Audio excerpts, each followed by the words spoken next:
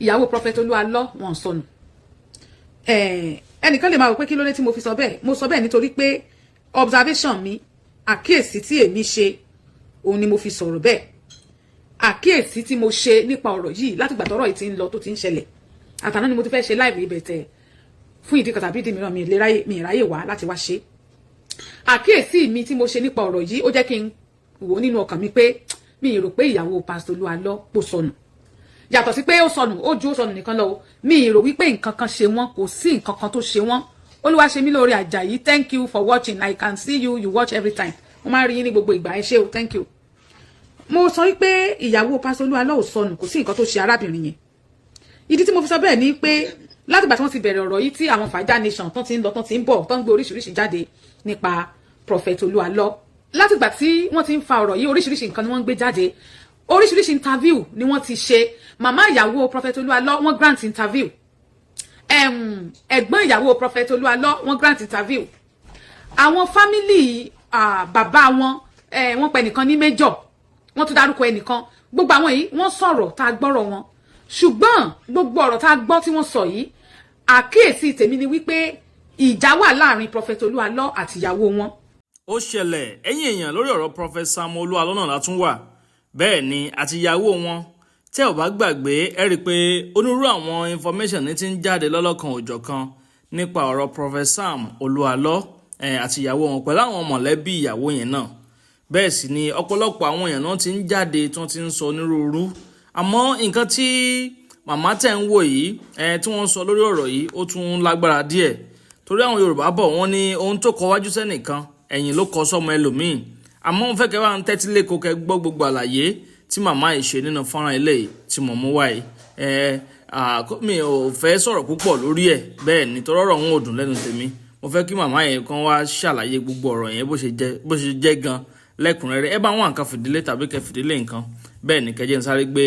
fọ́nrán ìwọlé wá fún ẹ̀yin olólùfẹ́ ìkànnì Àdàbà tẹlifíṣàn. Àmọ́ fún àǹfààní ẹ̀ tó yẹ pé ṣe ń darapọ̀ mọ́ wa fúngbà ọkọ ní tẹ́ ò tí follow wa. Abẹ́ ò tí subscribe ẹ bá ń tẹ follow button tàbí subscribe button tí ń bẹ nísàlẹ̀ fọ́nrán yìí. Àgọ́ kélébé kan náà ń bẹ notification bell ni wọ́n pè. Òun gangan ní ọmọ àtàyìn lólobó ní gbogbo ìgbàkúùgbà tàbá ti ń ju fọ́nrán sórí láì dé ìnà pẹ̀nu. Ó yá ẹ̀ ń so níbẹ̀. Bí mo ṣe sọ fún wa, observation tèmi ni, personal opinion mi ni. Mo ṣàkíyèsí, ẹ bá mi underline ẹ̀, ṣàkíyèsí yẹn. Mo ṣàkíyèsí, I observed wípé ìjà wà láàrin Prophet Oluwalo àti ìyàwó wọn. Kí ló wá fa ìjà yẹn? Mi ò lè sọ, ẹnikẹ́ni ò dẹ̀ tí ì lè sọ. Bóyá àwọn Fàájà Nation wá lè sọ o, ṣe mọ̀ pé àwọn ń lọ wọ́n bọ̀ lórí ọ̀rọ̀ yẹn. Ṣùgbọ́n bí mo ṣe máa sọ ní gbogbo ìgbà, ká má bàa ṣẹ̀. Bíbélì ní pé ká wádìí ohun gbogbo dájú ká sì di èyí tí ṣe òdodo mú. Nígbà tẹ́mi òkùnkùn máa wá àwọn èèyàn tí mò ń interview kiri lórí ọ̀rọ̀ yìí. Ṣùgbọ́n ìwọ̀nba nǹkan tí wọ́n bá gbé sórí social media ni mò ń fi òye mi wò pé ṣé nǹkan kan ṣe ìyàwó Prophet Oluwalo ṣá. Mo wá ṣàkíyèsí pé ìjà ṣẹlẹ̀ láàrin wọn ni. Ìjà tó wá ṣẹlẹ̀ yẹn o, ìyàwó àtọkọ wọn ti fira wọn sílẹ̀. Àwọn ẹbí ìyàwó wọn lọ́wọ́ nínú ìṣẹ̀lẹ̀ yẹn. Mò ń sọ fún yín, ẹ má gbàgbé pé personal observation mi ni. Àwọn nǹkan tí wọ́n ń gbé sórí social media tí mò ń rí tí mò ń gbọ́, òun ni mo fi ń wo àwọn nǹkan tèmi ń sọ o. Èmi ò lọ bá ẹnikẹ́ni láti ṣe interview. Personal observation mi ni pé ìjà ṣẹlẹ̀ láàrin wọn nígbà tí wọ́n interview màmá ní mò ń bẹ Olúwalọ pé kó jẹ́ ká parí ọ̀rọ̀ yìí. Kó jẹ́ kí ìjà ó ní màmá sọ statement yẹn, yín tẹ́ bá wò mí nígbà tí mo ṣe fídíò lórí kíní yẹn. Màmá ní mò ń bẹ pé kó jẹ́ kí ìjà yìí ó tán. Ìyẹn ló ń sọ ìfìdímúlẹ̀ pé observation mi pé ìjà wà láàrin wọn. Ẹlẹ́ẹ̀kejì ni wípé ẹ̀gbọ́n ìyàwó Olúwalọ nìkan ẹyọ kan nígbà tí màmá sọ pé ọmọ 8 làwọn bí, àkínká ọmọ fọlọ́mọ o, kọ́lọ́run kó gbogbo àwọn ọmọ wa láwòye. Ìyàwó Olúwalọ ni ẹlẹ́ẹ̀keje. So gbogbo àwọn ní ẹlẹ́ẹ̀kẹjọ, ìyàwó Olúwalọ ni ẹlẹ́ẹ̀kẹjọ, she's the 8th child, the last child of that family. Àwọn ẹ̀gbọ́n méje tó wà níwájú, ẹnìkan nínú wọn lárí tó sọ̀rọ̀, ìyẹn náà ń pè ní Fúnkẹ́. Àǹtí yẹn nìkan lárí tó sọ̀rọ̀. Tá a gbọ́ audio wọn, tá a dẹ̀ tún rí fídíò wọn tí wọ́n wà tí wọ́n interview wọn. Àwọn ẹ̀gbọ́n tó kù, àwọn 6 tó kù, àgbóhùn wọn láti lè fìdí ọ̀rọ̀ múlẹ̀ pé okay, bóyá lóòótọ́ tàbí irọ́ ni pé Pastor Oluwalo ó fi ìyàwó ẹ̀ ṣe nǹkan kan bí àwọn èèyàn ṣe ń rò pé ó rí. Èmi ò kí ń fẹ́ kí á wà sentimental torí ẹ̀ ni mo ṣe rọra ń sọ bí mo ṣe ń sọ yìí. Mi ì fẹ́ sọ kí nǹkan máa dájọ́ pé kí nǹkan máa ṣe pé no. So nígbà tí ọ̀rọ̀ wá rí báyìí, nínú interview tí Mr. Y àbí kí náà ń pe orúkọ máa yìí táwọn náà wá ṣe mo wá lọ wo interview máa yẹn náà. Pastor ló náwó school mi jẹ tó jẹ́ kí n take over because ó ṣẹlẹ̀ sọ́dọ̀ mi pàtúyà nǹkan tẹ́mi rí. nǹkan tí interview tí Mr. Y yìí wá ṣe pẹ̀lú man tí ó man tán pè ní Tèmítọ́pẹ́ Kọ́láwọlé Paul yìí mo wá tún gbọ́ interview yẹn torí pé ẹni yìí ni wọ́n ránṣẹ́ tó ń lọ síbẹ̀ tó ń bá àwọn èèyàn tó jẹ́ ẹbí obìnrin tó ń bá ẹbí wọn sọ̀rọ̀ ẹ wá gbọ́ nǹkan tọkùnrin yẹn náà tún sọ mo wá bẹ̀rẹ̀ sí ní ronú lórí àwọn nǹkan yìí pé òkè ṣé ìyàwó Olúwa ló sọnù. Number one, màmá gbogbo alárí fídíò yẹn mo play video voice note màmá níbi tí màmá ti sọ wípé Yẹ́misí Òbe ìyàwó Olúalọ́ àti àwọn ẹ̀gbọ́n ẹ̀ kan wọ́n ń sọ̀rọ̀. I will still play it for you people. Wọ́n ní màmá ní pé òun àti màmá ò fẹ́ fi gbogbo ẹnu sọ̀rọ̀ màmá ń ṣẹ́nu kù. Èyí tẹ́ bá rí interview yẹn màmá ń ṣẹ́nu kù bóyá nítorí pé àwọn tí wọ́n ń ṣiṣẹ́ lórí ọ̀rọ̀ yẹn bóyá àwọn Fàájà Nation bóyá wọ́n ti fún màmá ní instruction pé kán má bá àwọn èèyàn sọ̀rọ̀ tàbí kán má dá àwọn èèyàn lóhùn tàbí kán máa rọra put ọ̀rọ̀ wọn ó jẹ́ kí màmá máa ṣẹ́ni kù ṣùgbọ́n a lè rí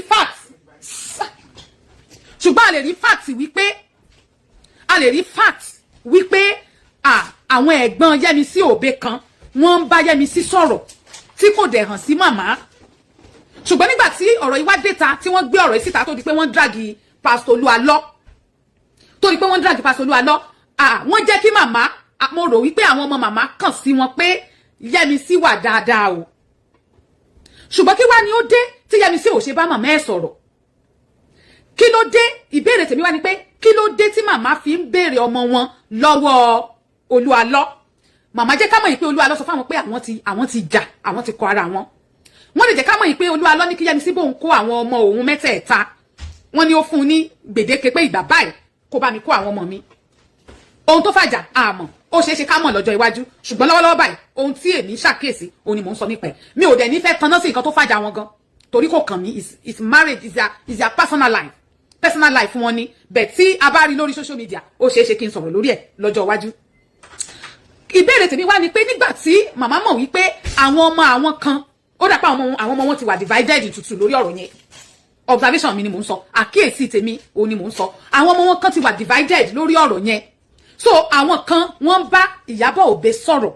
èyí ẹ̀gbọ́n tó sọ̀rọ̀ tó grant interview yẹn Fúnkẹ́ àbíkí lórúkọ ẹ̀ ó ṣeé ṣe kóun má bá Ìyábọ̀ Òbe sọ̀rọ̀ nítorí pé ó sọ pé ó ti block àwọn nọ́mbà yẹn ò lọ mọ́ tóun bá pè ó kàn máa ring ni wọ́n ní ó nobody àbí kó máa wọ voicemail màmá ní ó block àwọn ni ipe ọmọ màmá ìyẹn Ìyábọ̀ Òbe ó block àwọn kí ló lè fà á tí ọmọ fi lè block ìyá ẹ̀ tó block nọ́mbà ìyá ẹ̀ ara àwọn question tó yẹ kí àwọn Fàájà Nation máa wádìí nìyẹn kí ló lè fà á tí ọmọ fi máa block nọ́mbà ìyá ẹ̀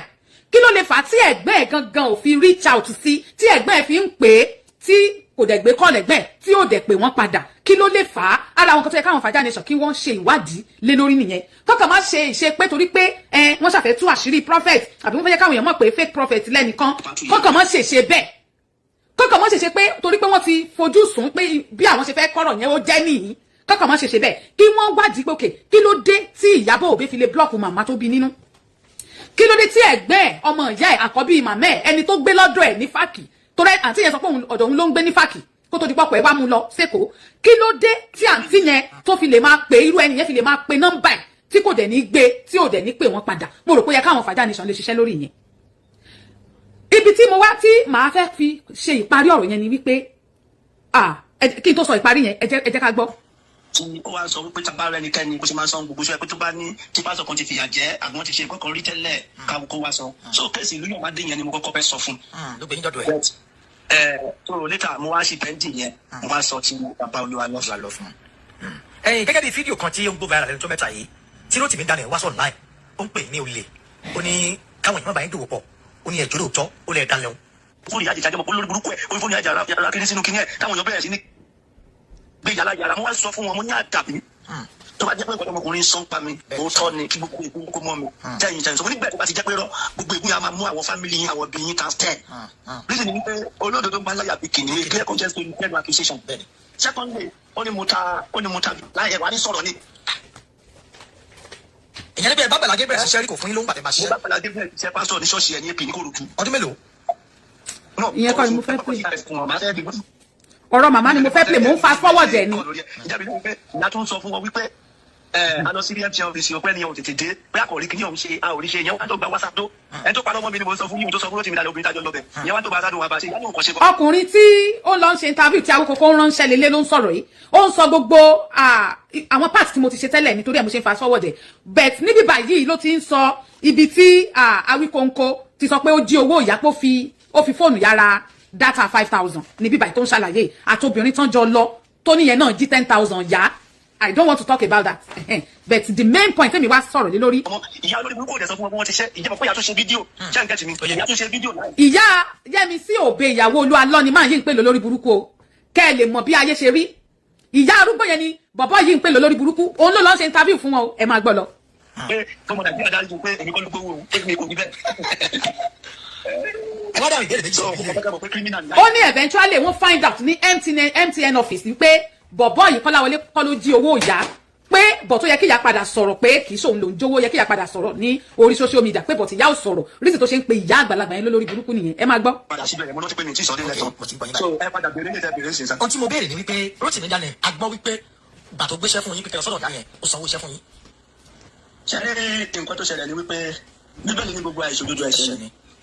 ó bá kọ́ fún mi ní nǹkan tí ẹ̀rí ẹ̀ fi ń pa mí ṣe rí látìgbà tẹ́mi àti ẹ̀ ti mọ́ra ó sọ pé ó máa ń san owó ọmọ mi tí máa bẹ́ lọ́wọ́ ọmọ mi ó máa ń fún lówó.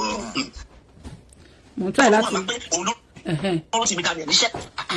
ìyàbọ̀ ọ̀dọ̀ ẹ̀jọ̀ àbáwọ̀ gbogbo àwọn bloggers wèrè ń gbà mí they don't know how to present issue they don't know how to follow issue okay for instance ìyá ń sọ fún àwa ní ìjẹ́rìí tá a tún lọ bẹ̀rẹ̀ pé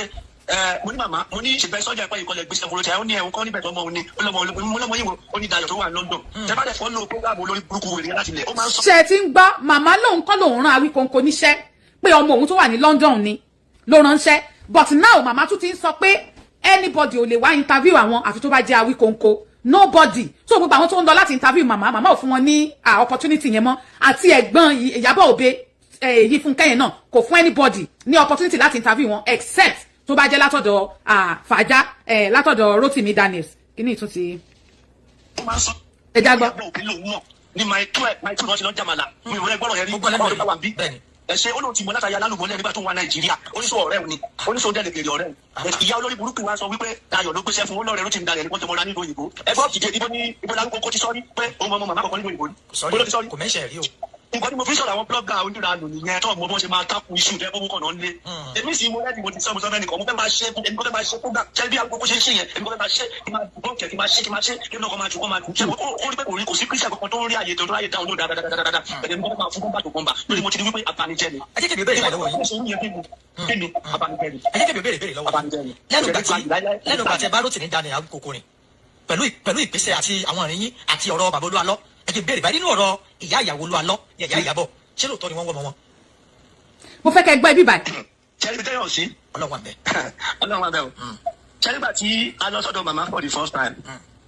àkọ́kọ́ màmá gbé wa lọ́dọ̀ mi. ẹ jọ̀ọ́ mo fẹ́ kẹ́ gbọ́ ibi báyìí dáadáa ẹ̀yin ọlọ́gbọ́n ẹ̀yin olóye kẹ́yìn náà wá sọ kí ni àkíyèsí tẹ́ ẹ ṣe nípa ọ̀rọ̀ tí ọkùnrin yìí sọ kẹ́ ẹ fi sínú comment section ẹ ṣé.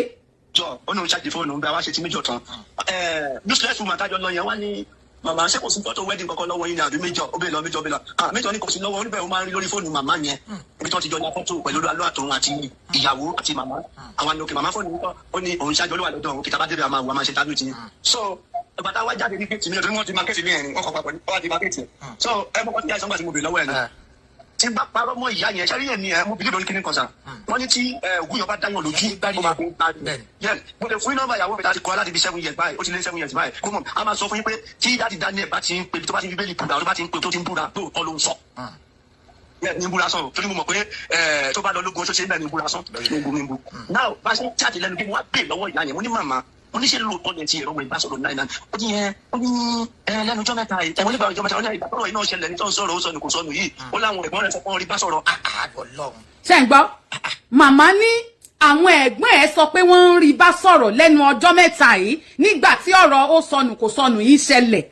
léyìí tí mo sọ níbẹ̀rẹ̀ pé ó ṣeé ṣe kó jẹ́ pé àwọn ẹ̀gbọ́n Yẹ́misí wọ́n ṣẹ̀ṣẹ̀ reach out sí màmá wọn wọ́n ṣẹ̀ṣẹ̀ sọ fún màmá wọn pé Yẹ́misí wà òkè ó wà dáadáa ẹ lọ jókòó jẹ́ ẹ yé pariwo lórí social media nǹkan tí ò ṣẹlẹ̀ ẹ yé sọ pé ó ṣẹlẹ̀ nǹkan tí mo rí lọ́rọ̀ yẹn àkíyèsí tí mo ṣe nìyẹn mo sì wá ṣàkíyèsí mi wípé ó dàbí ẹni pé àwọn ọmọ màmá yẹn àwọn kan ò bá màmá sọ̀rọ̀ mọ́ ìdí tí wọ́n fi bá màmá wọn sọ̀rọ̀ mọ́ mi ò mọ̀ torí màmá sọ nínú interview kan tí mo rí tí má rí fídíò yẹn mo ṣe máa gbé wá tí màmá sọ wípé ibi tán ti bi màmá léèrè màmá ní àwọn yẹn fi wọ́n sílẹ̀ òun ò ní nǹkan kan bá wọn ṣe àwọn ọmọ màmá nìyẹn léyìí tó fi hàn wípé màmá àti àwọn ọmọ wọn kan wọn àárín wọn ògún ó ṣeéṣe kó jẹ́ nítorí ọ̀rọ̀ Ìyábọ̀ Òbé o ẹ já máa gbọ́ ìfẹ́ mi sọ. tí mo ti báyà yẹn sọ̀rọ̀ tí mo ti bá ẹ̀gbọ́n sọ̀rọ̀ ẹ̀rú tún láwọn ọ̀dà sísá wọn kan tí mo bá sọ̀rọ̀ ẹ̀dẹ̀ mọ̀ wọ́n ní yáyẹ pé ọmọ mẹ́jọ sá. mẹ́jọ ló bí Rachel Ìyábọ̀ ní àdìtẹ́. then at least ó dàbí pé mẹ́ta wà lábúrò. ǹjẹ́ mọ̀ pé ó ní kan tá à ń bá sọ̀rọ̀ kan gbàdá lọ sí FMC ǹjẹ́ mọ̀ pé yẹn ní kọ́ máa pè wọ́n sí kọ́ máa pè jáde pé ẹ̀gbọ́n wọn pé àwọn ọmọ kò wà pé bẹ́ẹ̀ àwọn tún màmá ló ti sọ pé wọ́n wà. ṣé ẹ gbọ́ wọ́n ní ẹ̀gbẹ́ ẹ̀ kan táwọn pè ó ní kọ́ máa pè wọ́n sí ọ̀rọ̀ yẹn rárá ṣùgbọ́n àwọn mọ̀ pé Yẹ́misí wà màmá àwọn ló ń wà mo rò pé ọ̀rọ̀ yẹn ó yé wa ó ń fi hàn wá pé àwọn yẹn ń bá àbúrò wọn sọ̀rọ̀ màmá ni ò bá sọ̀rọ̀ òun ni ò fẹ́ bá màmá ẹ̀ sọ̀rọ̀ ìdí tí ò ṣe fẹ́ bá màmá ẹ̀ sọ̀rọ̀ àmọ́ kò kàn wá ṣùgbọ́n àwọn tó ń ṣiṣẹ́ lórí ẹ̀ wọ́n lè lọ ṣe research wọn lórí ẹ̀ wọ́n lè ṣe findings wọn lórí ẹ̀ kàn mọ́ ìdí tí Yẹ́misí Òbí ò ṣe fẹ́ bá màmá ẹ̀ sọ̀rọ̀ àti ẹ̀gbẹ́ ẹ̀ Fúnkẹ́ tó fi jẹ́ pé àwọn yẹn náà ń bọ́ sórí social media I don't know it ẹ já gbọ́. bí kò ní wọ́n á ní sẹ́yìn pé mo lè wá interview ẹ̀ lẹ́kọ̀ọ́ onírọ̀ àìrọ̀ jẹ́ mo fẹ́ kí wá àwọn tó wà láàbùrọ̀ yẹn tó ń jọkùn tó ń jẹkùn fún. ṣé mo pé ọ̀rọ̀ yìí sí báyìí mo fẹ́ sọ pé kò sí country tó ti gbọ́rọ̀ yìí tó ti gbọ́rọ̀ kò sí gbogbo àgbáyé ti gbọ́. now ẹja ṣe báyìí then àwọn ẹ̀gbọ́n yẹn á dẹ̀ wá keep move wá keep silent torí pé wọ́n jẹ́ fún tí wọ́n gbúrú ẹ̀ rárá who dey come out. àbí wọ́n sọ̀rọ̀ náà. they will try out they will talk to the bloggers over there in abroad to help them out that they really want to see wọn kọ́ káwọn yẹn kọ́ lọ ṣe kọ́ máa lo same thing kọ́ máa lo orí burúkú tí wọ́n èrò ti dàrẹ̀ ẹ̀ lò who does that. ṣẹ́gun yìí àbúrò wọn so those siblings are talking to. ẹ̀yin tẹ́ ẹ̀ ń wò mí ẹ ṣé o Fatima Bọ́lá Rahim mo kí yín Sherifat Queen ẹ ṣé o Esther Tóyìn Àbáyọ̀mí Fadéjù ẹ ṣé mà Alhaja Ìjìdé Benson thank you for watching Monísọ́lá Ògúnmọ́dẹ́dẹ́ thank you Balógun Lydia Ladiya ẹ ṣé Mojísọ́lá Dáwọ́dù thank you for joining Jarinat Ìdòwú thank you Jacob Abániṣe I so appreciate all of you thank you for watching ẹ já máa gbọ́ ibi tí mo fẹ́ parí ọ̀rọ̀ mi sí. To that lady but èmi believe pé nǹkan tí wọ́n ṣe fi gbé pamọ́ fún ya ni wípé they believe that mama ti jẹ fọ́ in which I believe pé mama máa ṣe kí ni ó máa tún fẹ́ kí ẹ mọ̀ kí mama bẹ̀rẹ̀ ń bí wọn pé kí bàbá ọlọ́jọ́ kí ìjà parí ẹ bá gbọ́ kí ni ẹ lọ. ṣé ẹ mọ̀ pé mi náà sọ̀rọ̀. àwọn kí lórúkọ àwọn àbúrò tó àwọn ẹ̀gbọ́n tó kù tó ti yé bẹ́ẹ̀ yẹn wọn ò fẹ́ kọ́ fẹ́ ra mọ́ orí. òun sọ pé ó dàbí pé àwọn ẹ̀gbọ́n tó kù ò fẹ́ kí Olúalọ́ àtìyàwó ẹ̀ fẹ́ra wọn mọ́ wọn fẹ́ kó padà sọ́dọ̀ ọkọ ẹ̀ ìtorí ìyẹn ni ó ṣe blọọkì màmá pé màmá máa bẹ̀ pé kó padà sọ́dọ̀ ọkọ ẹ̀ kò dẹ̀ fẹ́ kí màmá put pressure pé kó ń padà sọ́dọ̀ ọkọ léun lórí ìdí tó ṣe blọọkì màmá nìyẹn mi ò mọ̀ bóyá ó rí bẹ́ẹ̀ o à ń gbé sọ́tún à ń gbé sósì ni o pé ó ṣeé ṣe kó jẹ́ pé nǹkan tí ó ṣẹlẹ̀ nìyẹn ó ṣeé ṣe kó jẹ́ bẹ́ẹ̀ pé màmá ń wà lé lọ́rùn pé padà sọ́dọ̀ ọkọ ẹ má bọ́ ọkọ ẹ jà ó ṣeé ṣe ẹni tó ń lọ ṣe tàbí fún wọn ló ń sọ nǹkan yẹn ó ṣeé ṣe kó rí bẹ́ẹ̀ ẹ já gbọ́. ìṣòwò àní marriage yẹn ṣẹkẹsì ẹ kò dẹ́ ṣe tuntun so sì àwọn yẹn sì báyìí wọn wà fẹ́ kí màmá ní access sí tí wọ́n pẹ́ máa bá máa ní access sí ó máa ń dandan kó padà sọ́dọ̀ ọkọ ẹ̀ pé wọ́n jọ bẹ́ẹ̀ kò sí nǹkan tó ṣe Ìyábọ̀ Yẹ́misí ò pèsè. gẹ́gẹ́ bí òṣèré tẹ́ fi wò ó torí pé wà nù fíìmù yẹn. mo ní kò sí nǹkan tó ṣe báyìí lọ́dọ̀ àwọn ìbára báwọn ẹbí sọ̀tà lọ sí kìíní kò sí nǹkan tó ṣe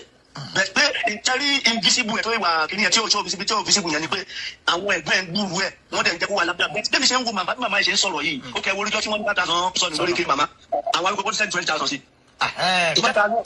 wọ́n tún sọ pé kó sọ̀rọ̀ kan pé ẹ̀wọ̀n sí ìdíkí níyàwó ó sì yàtọ̀ sọ ìyẹn tó wá béèrè ó ní bẹ́ẹ̀ sẹ́ni 50,000 sẹ́ni sí owó kí náà sẹ́ni sí. ìyẹn ni pé àwọn ìkókó fún ìyá ìlówó regularly. ó tún fún ní 50,000 again. ṣé ẹ wá lè sọ pé owó tó ń fún màmá ló jẹ́ kí màmá máa sọ àwọn ọ̀rọ̀ tó ń sọ sí orí social media ṣáà lè sọ bẹ́ẹ̀ ṣé bí ń pa màmá ni ebi ò pa màmá yẹn ebi ò pa wọn bẹ̀ tí wọ́n fẹ́ rí ọmọ wọn bẹ́ẹ̀ ni ó dẹ̀ yẹ kán rí ọmọ wọn mi ní play jù báyìí lọ ó sì kù bẹ́ẹ̀ kókó tí mo fẹ́ lò òun láti gbọ́ yẹn Ìyábọ̀ Òbí ò sọnù ó wà níbì kan tó fi pé òun ò fẹ́ yọjú sí màmá òun ó fi pé kò necessary kóun yọjú sí ẹ̀gbọ́n òun ṣùgbọ́n àwọn ẹ̀gbọ́n ẹ̀ kan wọ́n ń bá sọ̀rọ̀ wọ́n mọ̀ pé wà ní àlàáfíà àti òun àti àwọn ọmọ ẹ̀ ìbéèrè mi tí mo wá fẹ́ fi parí ẹ̀ tí mo sọ ni pé ṣé ọwọ́ Prophet Olúalọ́ ló yẹ kí màmá ti béèrè Ìyábọ̀ Òbí nítorí nǹkan tá a gbọ́ yìí pẹ̀lú nǹkan tá a gbọ́ nínú fídíò yìí àbí nínú ọ́díò yìí ẹ jẹ́ ká fi òye gbé gbogbo àwọn èèyàn tá a bá mọ̀ yìí pé lóòótọ́ a ní ìbẹ̀rù Ọlọ́run lọ́kàn tí ó dẹ̀ jẹ́ wípé a kì í wà sentimental pẹ̀lú nǹkan tá a gbọ́ yìí ṣé màmá tó ń wá Ìyábọ̀ Òbí ṣé ọwọ́ Olúalọ́ ló yẹ kán ti béèrè àbí kán lọ béèrè lọ́wọ́ àwọn ẹ̀gbọ́n ẹ̀ tí màmá sọ pé wọ́n ń bá sọ̀rọ̀ àwọn ẹ̀gbọ́n ẹ̀ tí wọ́n bá màmá sọ̀rọ̀ pé Ìyábọ̀ Òbí wà kí ló dé tí màmá ò ṣe so mọ́ wọn nígbà tẹ́ni tó ṣe interview fún màmá mi ní fídíò yẹn lọ́wọ́ ń síbẹ̀ mo ti rí tí bàbá akéwì yẹn lọ ṣe interview fún màmá ní ìyẹn ni màmá kí ló tẹ̀ ṣe bá àwọn ẹ̀gbẹ́ ẹ̀ tí wọ́n sọ fún yín pé ó wà yẹn sọ̀rọ̀ màmá ní òun ò kì ní nǹkan kan bá àwọn yẹn ṣe ń tiwọn o màmá ń pẹ́ sọ ń bẹ̀ yẹn ẹ lọ wo fídíò yẹn I will bring it ẹ lọ wo màmá pẹ́ sọ ń bẹ̀ yẹn so òun ni mo fi ń béèrè pé ṣé ọwọ́ Prophet Olúalọ́ ló yẹ kí màmá ti béèrè Ìyábọ̀ Òbí àbí kán lọ bi àwọn ọmọ wọn léèrè pé níbo làbúrò yín wà àbí kán sunkún sí àwọn ọmọ wọn tó kù lọ́rùn wípé ẹ bá mi wá Ìyábọ̀ Òbí síta ẹ bá mi wá ọmọ mi síta ọmọ tí mo ru oyún ẹ̀ kiri fún iye ìgbà tó bá wù kó fi ru oyún ẹ̀ tí mo ṣe wàhálà kí n tó bí ọmọ tí mo ṣe wàhálà kí ó tó dàgbà kó tó dẹni tó lọ́kọ níbo ló wà kí màmá máa sunkún sí àwọn ọmọ ọlọ́run pé àbúrò yín mà ní mo máa jọ dẹ̀jẹ̀ lé yín lórí mà ní níbo ló wà ẹ bá mi wá jáde kí màmá máa sunkún sí àwọn ọmọ wọn lọ́rùn bẹ́ẹ̀ mo rò yí pé tí màmá bá ṣe bẹ́ẹ̀ àwọn ọmọ wọn tó kù yẹn wọ́n máa produce Ìyábọ̀ Òbí jáde wọ́n máa produce ẹ̀ jáde fún màmá bet ara nǹkan tí gbogbo wọn ò ṣe bá màmá sọ̀rọ̀ nìyẹn wọn ò fẹ́ kí màmá put pressure lé àwọn lọ́rùn pé káwọn wá jáde màmá ìdí tí mo ṣe wá sọ pé ṣé Prophet Olúalọ́ ló yẹ kí màmá máa béèrè Ìyábọ̀ Òbí lọ́wọ́ ẹ̀ nígbà tí màmá ìyàwó wọ́n lè bi ọkọ léèrè pé níbo ni ìyàwó ẹ̀ wà bẹ́ẹ̀ ni alright bẹ́ẹ̀ nítorí pé màmá sọ pé Olúalọ́ ti sọ fáwọn pé àwọn ti kọra àwọn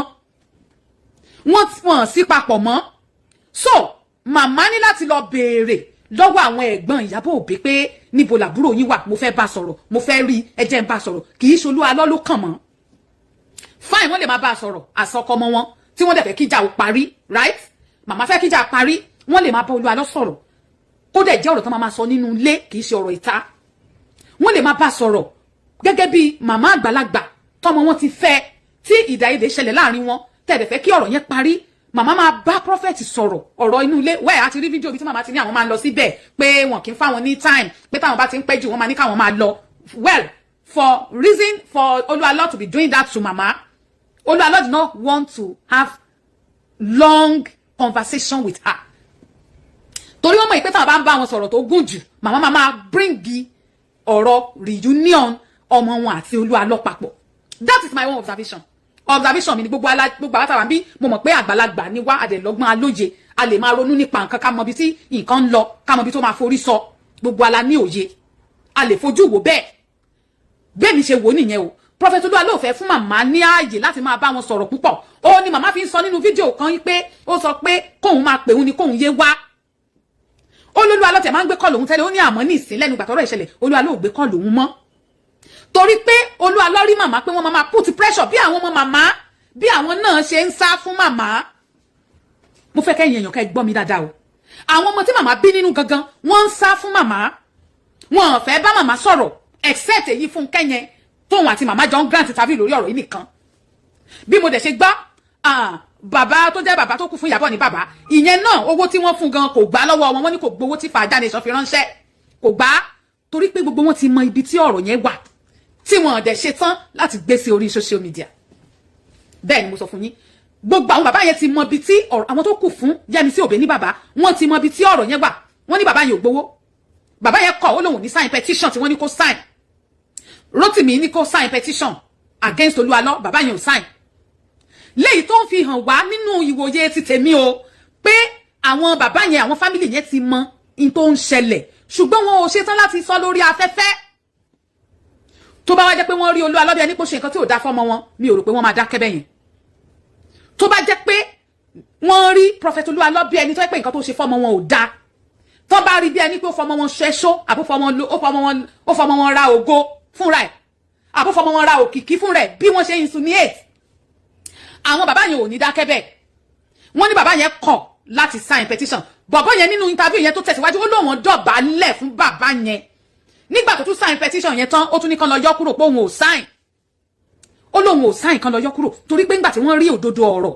wọ́n wá rí pé kò yẹ káwọn ṣe nǹkan yìí wọ́n wá mute wọ́n dákẹ́ wọ́n mute wọ́n dákẹ́ ṣùgbọ́n wọn ò ṣetán láti sọ sí orí social media wọn ò ṣetán láti gbé síta ìdí nìyẹn tó fi jẹ́ pé tá a bá ti ń sọ̀rọ̀ tá a bá ti ń rí ọ̀rọ̀ tá à ń gbé wá sórí social media ọ̀rọ̀ ọlọ́rọ̀ ọ̀rọ̀ family oní family ká rọra handle ẹ̀ bíi pẹ̀lú ìbẹ̀rù Ọlọ́run ká handle ẹ̀ ká má handle ẹ̀ bí adájọ́ kí á má handle ẹ̀ bí adájọ́ ká má bàa dá ẹni tí ò yẹ ká dá lẹ́jọ́ ká má bàa dá lẹ́jọ́ ó ṣeé ṣe pé nǹkan tó fàjà Prophet Olúalọ́ àti ìyàwó wọn bóyá ọkọ ló jẹ̀bi mi ò mọ̀ bóyá ìyàwó ló jẹ̀bi mi ò mọ̀ àtayébáyé lọ́kọ àti ìyàwó sì ti máa ń jà ni wọ́n ti máa ń ní gbólóhùn àsọ àtayébáyé gbogbo àwọn ìránṣẹ́ Ọlọ́run tá à ń rí lórí afẹ́fẹ́ tó ń sọ̀rọ̀ òun kálukú wọn ló ní àwọn àtìyàwó àtọkọ wọn nulẹ̀ tán máa ń ní issues ṣùgbọ́n ibi títí wọ́n forí sọ àmọ́ reason wọn sì ṣetán láti sọ fún wa kí wá ló dé. I can see Rotimi Daniels pé wọ́n ṣiṣẹ́ lórí ọ̀rọ̀ yẹn inú mi dẹ̀dùn pé wọ́n fẹ́ expose àwọn fake prophets it's a good thing wọ́n fẹ́ tú àṣírí àwọn wòlíì èké bọ̀ máa tún rọ Faja Nation pé ẹjọ́ ẹ fi ọgbọ́n Ọlọ́run ṣe pẹ̀lú ọgbọ́n Ọlọ́run á dẹ̀ tì yín lẹ́yìn Ọlọ́run á ràn yín lọ́wọ́ ẹ fọgbọ́n Ọlọ́run ṣe mi ìfẹ́ kẹ́ ẹ ṣẹ̀ sí ibi tí ò yẹ kẹ́ ẹ ṣẹ̀ sí mi ìfẹ́ kí ẹ wá ṣe tán bẹ́ẹ̀ ṣe ti múra kankan tẹ́ ń ṣe pé àwọn èpè kàbìtìkàbìtì yẹn tẹ́ ń ṣẹ́ yẹn mi ìfẹ́ kó wá dọjọ́ iwájú kẹ́ wá padà wá sórí social media pé Prophet Oluwalo o wọ́n ṣe nǹkan tẹ́ ẹni wọ́n ṣe tàbí nǹkan tẹ́ ẹ̀ hàn lẹ́jì wọn fún pé kò rí bẹ́ẹ̀ ṣe mọ̀ ìyẹn máa jẹ́ nǹkan ìtìjú á jẹ́ nǹkan tí a máa wò pé well it will be good téèyàn bá lè sọ mọ́ encourage láti jáde pé bet kẹ́ wá mú gbogbo àwọn ìpín ńlá látẹ̀ ti ṣẹ́ yẹn báwo ni yóò ṣe rí nífẹ̀ẹ́ kí nǹkan tí ó kàn wá lọ́wọ́ tí ó kàn wá lẹ́sẹ̀ kó wá jẹ́ pé òun ní wàá ṣokùnfà ìdààmú ayé tiwa ní ìgbàdúrà pé kí nǹkan tí ò dá ṣẹlẹ̀ sí yín o ẹ try láti gbọ́ àlàyé mi yékéyéké gbogbo nǹkan a ní láti máa fi bẹ̀rù Ọlọ́run sí a ní láti máa wádìí ọ̀rọ̀ dáadáa tẹ́ ẹ bá wádìí gan àwọn nǹkan níwà táwọn èèyàn máa manipulate honestly àwọn nǹkan táwọn èèyàn máa manipulate wa just because táwọn èèyàn fẹ́ gbé ẹnìkan ṣubú they know how to manipulate things so that people will see it as if that person nǹkan tí wọ́n sọ pé nìyẹn ṣe lóòótọ́ ló ṣe àbí ṣáà tí ìrírí nínú ayé yìí ni ṣé àti ìrírí nínú ayé yìí nǹkan tí àwọn èèyàn tí wọ́n fẹ́ nítorí pé wọ́n fẹ́ parọ́ mẹ́nìkan wọ́n á wá lọ ṣe nǹkan tí yóò jọ pé ẹnìyẹn ṣe lóòótọ́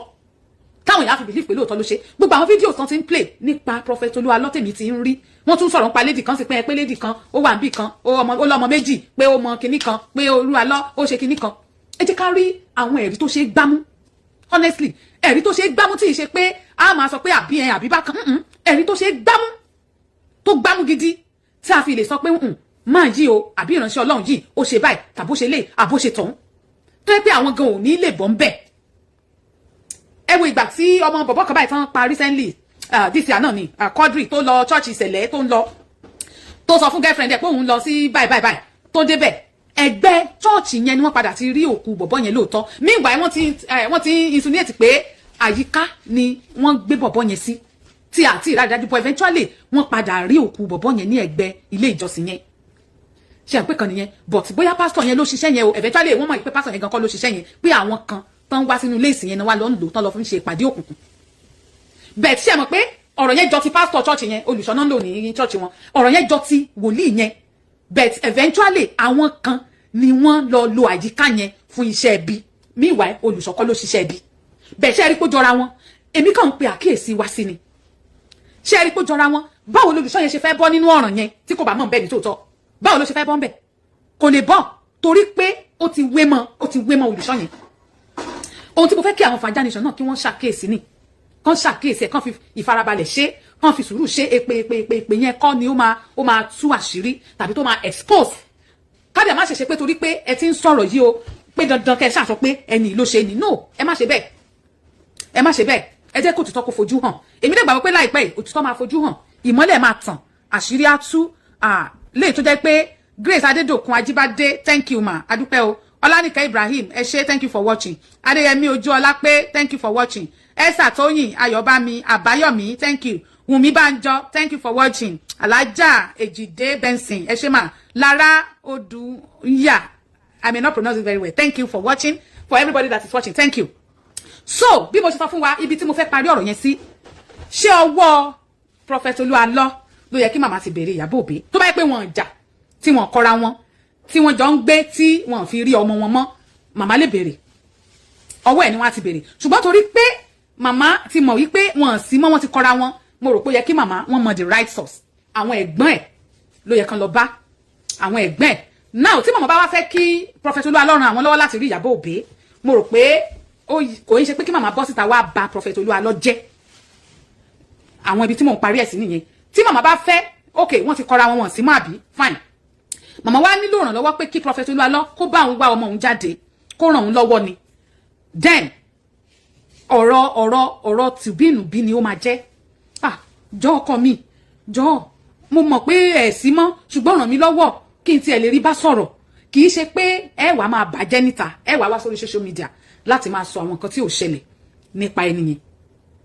Èmi rò pé bí màmá ò bá ti ṣe nìyẹn, èmi rò pé àwọn ọmọ màmá ṣe àwọn àgbàlagbà dẹ̀rẹ́, àwọn àgbàlagbà easy láti divert ọkàn wọn, láti move wọn. Ṣe rí àwọn àgbàlagbà nírú age tí màmá wà yẹn, tán bá sọ̀rọ̀ kan sí tó bá dọ̀la, tán bá rẹ́ lómi tó bá tún sọ pé why tẹ́ ṣe, màmá máa change ẹ̀,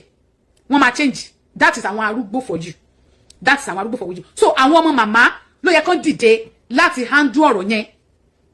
àwọn ọmọ wọn ló yẹ kán dìde láti handle ọ̀rọ̀ yẹn. Màmá ẹ má sọ̀rọ̀, àwa máa ṣiṣẹ́ lórí ẹ̀, because màmá àwọn tó bá lọ interview wọn, ìgbà tó interview màmá ẹ rí pé àwọn tó lọ interview wọn gan ti ọ̀rọ̀ bọ màmá lẹ́nu. If you see the video, wọ́n ti ọ̀rọ̀ bọ̀ wọ́n lẹ́nu. So àgbàlagbà ni wọ́n easy láti yí ọkàn wọn. I don't know how to say it, ṣé mọ̀. Àwa tá bá ní arúgbó, you understand what I'm saying better. Tẹ́ bá ní arúgbó tí ọmọ kan bá dọ́dọ̀ màmá sí tó bá ní, màmí báwo lẹ ṣe wá ṣe kíní tẹ́ ṣe kíní yẹn, oye nígbà tó sọ pé kíní kan tí ọmọ mi bá tún dé tó bá lọ bá màmá tó bá ní màmá màmá wọ́n tún go along pẹ̀lú ẹni yẹn. Bí àwọn arúgbó ṣe rí nìyẹn. We cannot blame mama for anything. Lè blame wọn fún nǹkan kan, but àwọn ọmọ wọn lèmi kàn fẹ́ appeal sí. Àwọn ọmọ wọn ní láti handle ọ̀rọ̀ yẹn so that wọ́n lè caution mama from coming to social media, because àwọn ọmọ wọn mọ nǹkan tó ń ṣẹlẹ̀ which tí wọ́n ṣe tán láti sọ síta sí orí social media. Bóyá wọ́n bá Rotimi Daniels sọ̀rọ̀, I don't know, but Rotimi Daniels ó ń keep ọ̀rọ̀ yẹn, ó fẹ́ jẹ́ kó he want that thing to be within him, his team alone. Ó fẹ́ kí àwọn other bloggers kí wọ́n ní access sí màmá mọ́ àbí sí àwọn family yẹn mọ́, whichever. Àwọn ọmọ màmá kan handle ọ̀rọ̀ yẹn so that àwọn èèyàn lè mọ òtítọ́ ibẹ̀, so that àwọn èèyàn ní máa drag ẹni tí ò yẹ kán drag, wọn ní máa drag ẹni tí ò yẹ kán drag. Prophet tó bá ṣe nǹkan tí ò dá gbé wọn síta. Bí mo ṣe máa ń sọ, I'm a Christian, I'm a child of God by God's grace. I'm not a pastor, but I'm a child of God. So anything tó bá ṣẹlẹ̀ sí àwọn ìránṣẹ́ Ọlọ́run àbí tó bá ṣẹlẹ̀ sí any Christian tó jẹ́ pé bíi pé wọ́n fẹ́ fi àbùkù kan tàbí wọ́n fẹ́ wọ́n lẹ̀ àbí nǹkan tí ò ṣẹlẹ̀ tó fẹ́ sọ pé ó ṣẹlẹ̀ sí àwọn ìjọ Ọlọ́run, tá a bá rí òtítọ́ nípa ẹ̀, we come out and talk about it. Àwa náà ní oore ọ̀fẹ́ láti sọ̀rọ̀ lórí social media, a lè defend ara wa. Bẹ́ẹ̀ ni, tá a bá mọ̀ pé orí òtítọ́ ni o,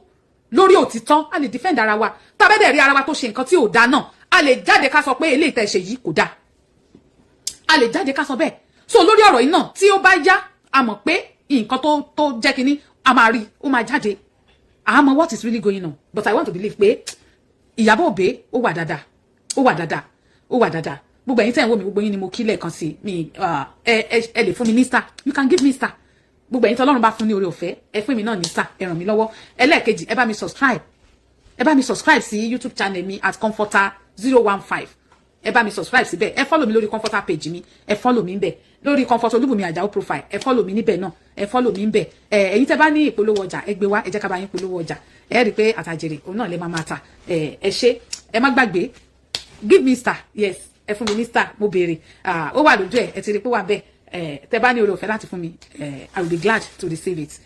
Bí mo ṣe sọ fún wa, nǹkan tí ọ̀rọ̀ tó bá ti jẹ́ ọ̀rọ̀ tán gbé wá sórí social media, alóore ọ̀fẹ́ láti dá sí. Bó ṣe kọjú sí mi, òun ni mo ṣe sọ. Ẹlòmíì àwọn èèyàn máa ń fi comment sílẹ̀ tó máa ń búyàn, kò kí ń bother mi, kò kí ń bug mi. Bóyá mo ṣe rí, òun ni mo ṣe sọ. Mi ìdẹ̀fẹ́ wà sentimental. Nǹkan tí Rotimi Daniels ń ṣe, iṣẹ́ tó dáa ni pé òkè láti máa tú àṣírí àwọn wòlíì èké kí àwọn èèyàn má bàa máa jẹ́ victim, ká má bàa máa bọ́ sí ọwọ́ wọn. It's a good thing. Torí ọ̀pọ̀lọpọ̀ àwọn èèyàn ni wọ́n ti bọ́ sọ́wọ́ àwọn wòlíì èké tán ti fìyà jẹ wọ́n. Ẹlòmíì gbogbo ilé ayé ó ti gbé fún wòlíì ti bà tiẹ̀ jẹ́, wòlíì ló bà ayé ẹlòmíì, wòlíì ló bà ayé ọmọ ẹlòmíì jẹ́. Níbi táwọn èèyàn ti ń lọ káàkiri tán wá ìrànlọ́wọ́, tán wá ààbò kiri ọ̀dọ̀ wòlíì. So mi lè sọ pé nǹkan tí Rotimi Daniels ń ṣe ò dá, iṣẹ́ tó dáa ló ń ṣe. Mo kàn fẹ́ kó ṣe in the right way. I want him to do it in the right way. Mi ní fẹ́ kóun náà kó wá bọ́ sí nítorí pé ó ń ṣe nǹkan tó dáa, torí pé ó ń wò pé àwọn èèyàn ti bọ́ sí ọwọ́ àwọn wòlíì tán ti di victim. Tó dẹ̀ wò pé kóun jáde láti máa ṣiṣẹ́ lórí ọ̀rọ̀ yẹn, mi wà nífẹ̀ẹ́ kó yẹ pé a wá lọ ṣẹ̀ síbi tí ò yẹ kó ṣẹ̀ sí. Ṣé mọ̀ pé téèyàn bá ṣẹ̀ síbi tí ò yẹ kó yẹn ṣẹ̀ sí, Ọlọ́run lè bìyàn léèrè. That is why I'm trying to talk this way. Gbogbo àwọn tó bá ń wò mí, mo máa ń wà very careful láti sọ̀rọ̀, láti lo àwọn ọ̀rọ̀ tí kò dá sí àwọn èèyàn. Even though tó bá ń sọ̀rọ̀ tí mi go along pẹ̀lú, bí mo ṣe máa sọ, òǹkálukú ló ní sense, you can think, òǹkálukú ló lè ronú, bá a ṣe lè ronú lè yàtọ̀ ni. Kàn mọ̀ yí pé èrò ẹ nípa ọ̀rọ̀ tá à ń sọ tó bá ti ń gbé kalẹ̀, má búyàn, má ṣe pé. That is it. nígbà tó observation tiẹ̀ bí mo ṣe ń sọ yìí ẹ̀yin tẹ́ ń wò mí ẹ̀yin náà ní observation ti yín bí mo ṣe ń sọ ẹ̀yin náà máa rò nínú ọkàn yín ẹ máa rò nínú ọpọlọ yín ṣùgbọ́n tẹ́ bá ti ń gbé kalẹ̀ ẹ má búyàn ẹ má ṣe pé ẹlòmíràn wọ́n máa fi àwọn ọmọ àwọn yẹn èpè tí Rótìmí ṣe yẹn ti pọ̀ jù wọ́n máa gbé àwọn ọmọ ìrandíran wọn wà máa gbé ṣe pé jẹ́ ká rí di ọ̀rọ̀ náà jẹ́ ká rí di ọ̀rọ̀ tó bá lè pé wọ́n ti rí di ọ̀rọ̀ gbé síta ká rí pé o ti rí di ọ̀rọ̀ ká rí pé lóòótọ́ ni wọ́n ṣe báyìí wàá wá rí pé àwọn ọmọ people gan máa jáde láti bẹ̀ fún wọn lépè. So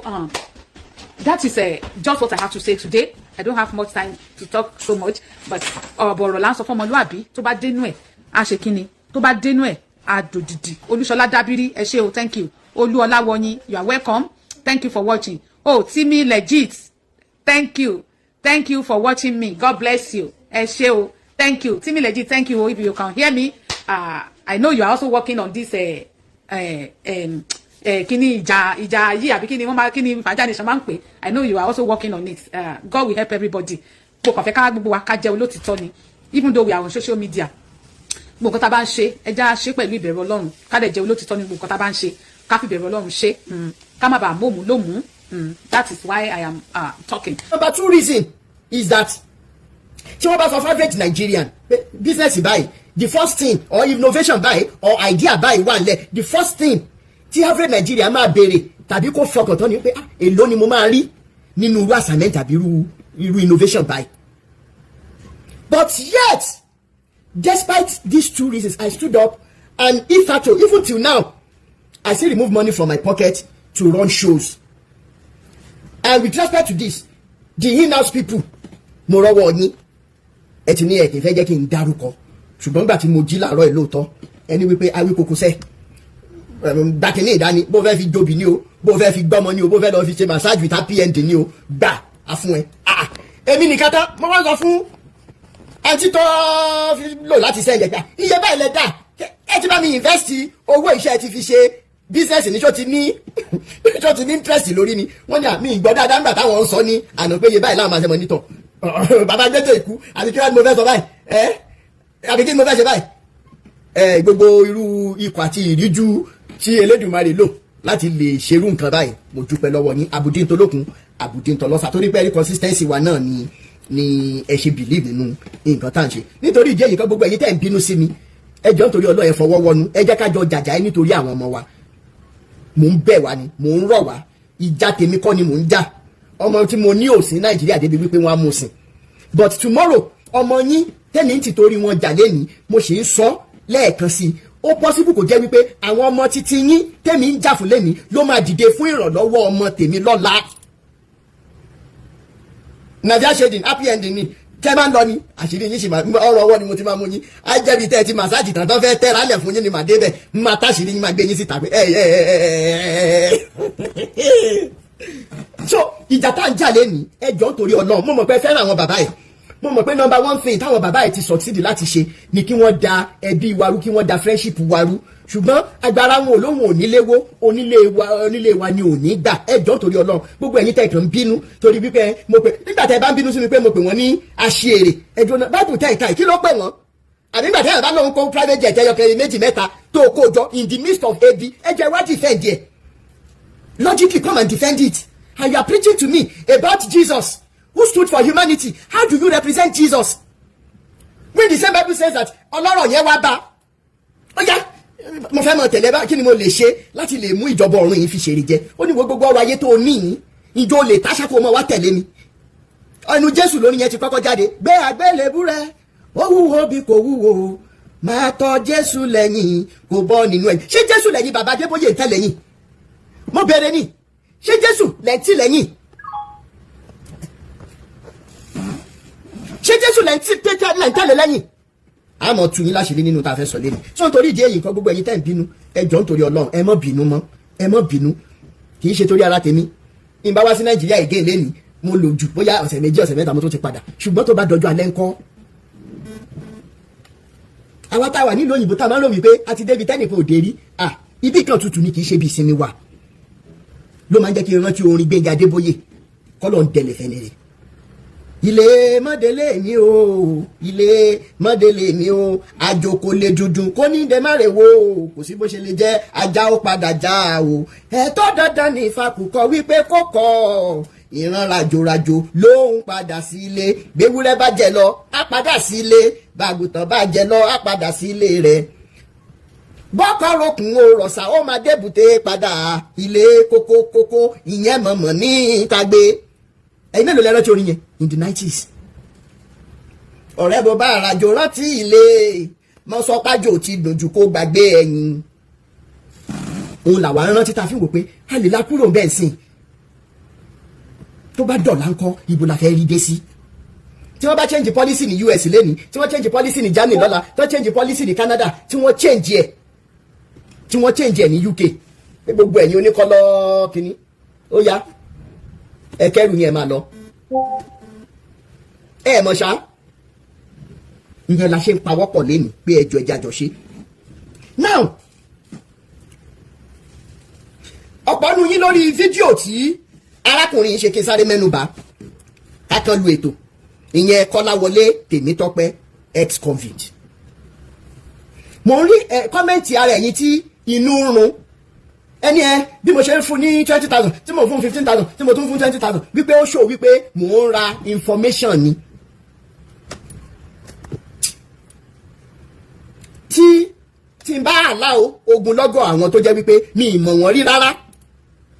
mo ti sẹ́ndì owó sẹ́lòmíì rí through àkáǹtì ẹni tí wọ́n bí tẹ̀lé mi pé jọ́ torí Ọlọ́run ẹni yìí ebi ògùdọ̀ pa wọn mẹ́ tí wọ́n dẹ̀ lè fún wa ní evidences dáadáa ní ìbá ní kí wọ́n jáde tán wá jáde mi ì fẹ́ public show nígbà tó ọ̀rọ̀ Tọ́pẹ́ ìṣẹ̀lẹ̀ tó gbé ẹjọ́ yẹn wà and everything ó lóun lọ́mọ gbogbo wa gbọ́ mo dẹ̀ yìí ràn lọ́wọ́ lọ́mọ yìí ra nǹkan fún jẹ tó dẹ̀ hàn nínú voice note àti chat wa ẹ̀yin kan wá lọ síbẹ̀ pé ìdí tí mo ṣe fún lówó yẹn ẹ bìlíìfù tí irú ẹlẹ́wọ̀n àṣèrè yẹn sọ ẹ nítorí wípé mo fẹ́ jẹ́ kó fún mi ní information kó parọ́ mọ́ yàn ẹ ti gbàgbé wípé nígbà tí mo ṣe kéèsì pásítọ̀ Fọlọ́runṣọ́ ní US tí arábìnrin yẹn wá